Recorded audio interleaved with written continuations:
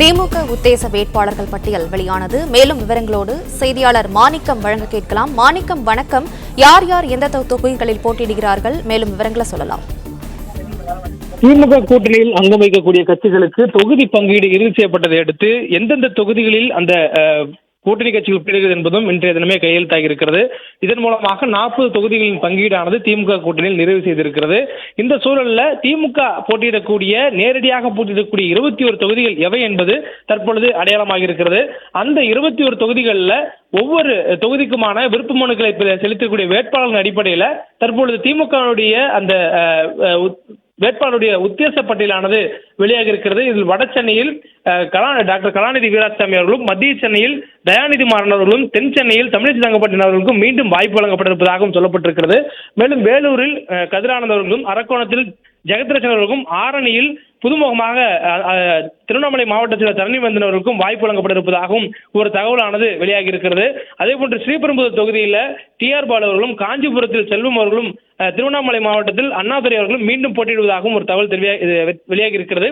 மேலும் சேலம் மாவட்டத்தில் மும்முனை போட்டியாக அந்த வேட்பாளர் தேர்வு செய்திருக்கக்கூடிய சூழலில் அதில் சேலம் மாவட்டத்தினுடைய திமுக சேலம் மேற்கு மாவட்ட செயலாளராக இருக்கக்கூடிய TM செல்வ கணபதிக்கு இம்முறை வாய்ப்பு வழங்கப்படலாம் என்ற ஒரு தகவல் சொல்லப்படுகிறது. அதே போன்று ஈரோடு மாவட்டத்தில் இளைஞரனுடைய துணை செயலராக இருக்கக்கூடிய KE பிரகாஷ் அவர்களுக்கு வாய்ப்பு வழங்கப்படலாம் எனவும் சொல்லப்பட்டிருக்கிறது. அதே போன்று கோவையை பொறுத்தவரையில் அங்கு மருத்துவர் கோகுலுக்கும் அதே போன்று மருத்துவர் மகேந்திரன் அவர்களுக்குமான அந்த வேட்பாளர் யார் என்பதை தேர்வு செய்யக்கூடிய ஒரு போட்டி இருந்தக்கூடிய சூழல் இருக்கிறது.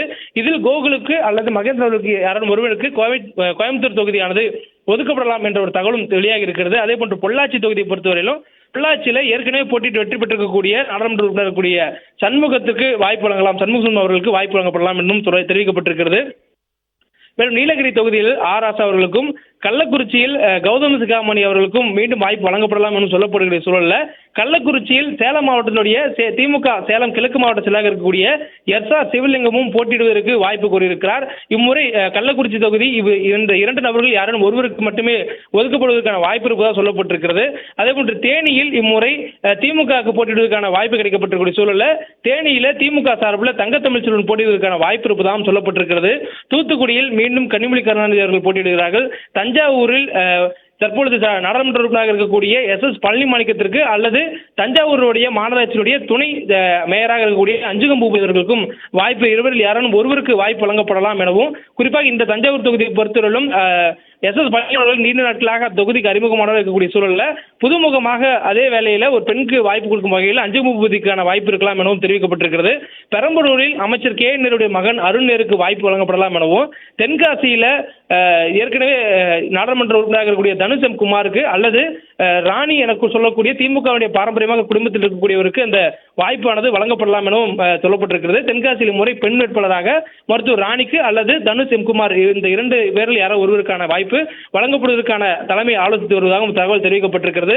மேலும் தருமபுரியில் தற்பொழுது நாடாளுமன்ற உறுப்பினராக இருக்கக்கூடிய மருத்துவர் செந்தில்குமாருக்கு வாய்ப்பு வழங்குவதாகவும் அல்லது பழனியப்பன் அவர்களுக்கு தமிழ்நாட்டிலே முன்னாள் அமைச்சராக இருந்திருக்கக்கூடிய பழனியப்பன் ஆகிய இந்த இருவருக்கு மத்தியில் யார் வேட்பாளர் என்பது கடுமையான போட்டியிடக்கூடிய சொல்ல தலைமை இந்த 2 நபர்களையும் பரிசீலித்து வருவதாகவும் ஒரு தகவல் சொல்லப்பட்டிருக்கிறது.